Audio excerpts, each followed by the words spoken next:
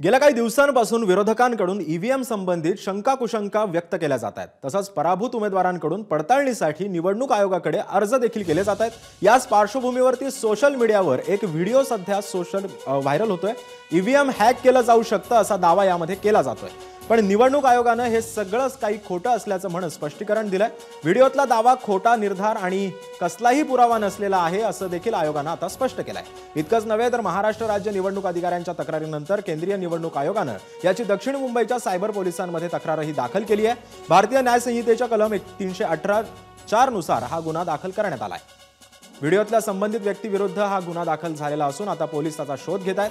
2019 साली सुद्धा याच व्यक्तीनं अशा प्रकारचा एक व्हिडिओ सध्या सोशल मीडियावरती टाकला होता आणि ही व्यक्ती परदेशात लपून बसली असल्याचं देखील आयोगानं म्हटलंय।